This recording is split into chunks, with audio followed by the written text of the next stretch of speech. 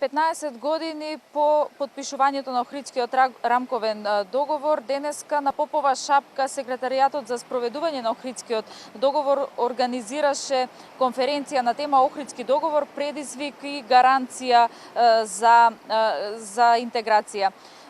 Изјави таму дадоа покрај присутните, да напоменеме, кои што присуствуваа многу амбасадори, политичари и други видни личности. Изјави дадоа лидерот на Демократската унија за интеграција Али Ахмети, како и американскиот амбасадор во Република Македонија Джес Бели. Ахмети изјави дека конфликтот во 2001 година бил неизбежен, меѓутоа довел до компромиси и до надминување на тогашните проблеми, а Бели пак посочи дека Охридскиот рамковен договор довел до унапредување на демократијата и на соживотот во Република Македонија, како и тоа дека Македонија беше меѓу првите земји во светот кои што воведе модерни начала во уставот. Предлагам прво да ги погледнеме овие изјави на Бели и на Ахмети.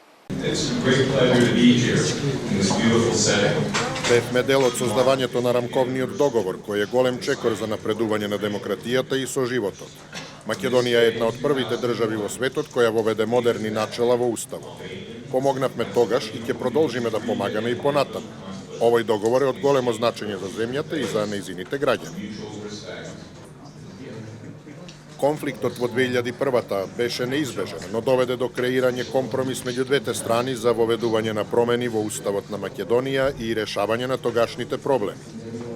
Во однос на тоа дали колку се исполнети условите од Охридскиот рамковен договор, експертите и пред 15 години и сега се поделени во однос на тоа прашање. Некои сметаат дека подпишувањето на рамковниот беше неизбежно, додека пак други сметаат дека тоа беше непотребно и дека е неефикасно. Има и дебати околу спроведувањето на Охридскиот рамковен договор, меѓутоа генерално може да се каже дека главните услови се исполнети на Охридскиот рамковен договор. Она што е најважно, се надмина политичкиот конфликт во 2001 година.